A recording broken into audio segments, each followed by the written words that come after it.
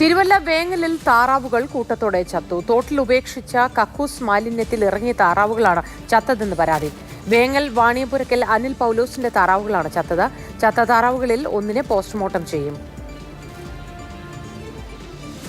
കഴിഞ്ഞ ദിവസം രാത്രിയിലെ കക്കൂസ് മാലിന്യം ഇറക്കി തോട് മുഴുവൻ വളരെയേറെ മലീമസമാക്കിയിരിക്കുന്ന ഒരു സാഹചര്യത്തിലാണ് വന്നിരിക്കുന്നത്.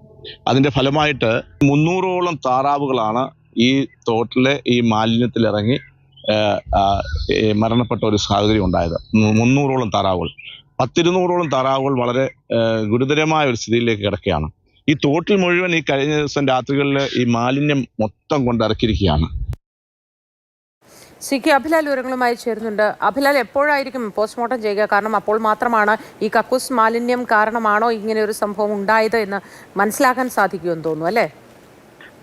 ഈ സേഫ്റ്റി ടാങ്കുകൾ ക്ലീൻ ചെയ്യുന്നതിന് മുന്നോടിയായി അതിനകത്തിൽ രാസപദാർത്ഥങ്ങൾ ഒഴിച്ച ശേഷമാണ് അത് ക്ലീൻ ചെയ്യുന്നത്. അത്തരത്തിലുള്ള മാലിന്യങ്ങളാണ് ഈ പാടശേഖരത്തോട് ചേർന്ന ജലാശയങ്ങളുടെ പല ഭാഗത്തായി കഴിഞ്ഞ ഒരാഴ്ചക്കിടെ പലതവണ ഉപേക്ഷിച്ചത്. ആ ജലാശയത്തിലേക്കാണ് താറാവ് കൂട്ടം എത്തിച്ചേർന്നത്. ഇത് തന്നെ ഈ രാസവസ്തു കലർന്ന വെള്ളത്തിൽ കഴിയുകയും ആ വെള്ളം ഉപയോഗിക്കുകയും ചെയ്തതിനെ തുടർന്ന് കൂട്ടത്തോടെ താറാവുകൾ ചത്തു എന്നാണ് ആക്ഷേപം ഉയർന്നിരിക്കുന്നത്. എന്തായാലും ചത്ത താറാവുകളിൽ ചിലതിനെ പോസ്റ്റ്മോർട്ടത്തിന് വിധേയമാക്കുന്നുണ്ട്. തിരുവല്ലയിലെ തന്നെ പക്ഷിരോഗ നിർണയ കേന്ദ്രത്തിലാണ് ഇതുമായി ബന്ധപ്പെട്ടുള്ള നടപടികൾ ഉണ്ടാവുക. പോസ്റ്റ്മോർട്ടത്തിന്റെ റിപ്പോർട്ട് പുറത്തു വരുമ്പോൾ മാത്രമേ ഇവ കൂട്ടത്തോട് ചാകുന്നതിന് ഈ കക്കൂസ് മാലിന്യങ്ങളാണോ കാരണമായിട്ടുള്ളത്, അതോ മറ്റേതെങ്കിലും തരത്തിലുള്ള പക്ഷിപ്പനിയുടെ സാധ്യതകളാണോ എന്നത് സംബന്ധിച്ച് വ്യക്തത വരികയുള്ളൂ.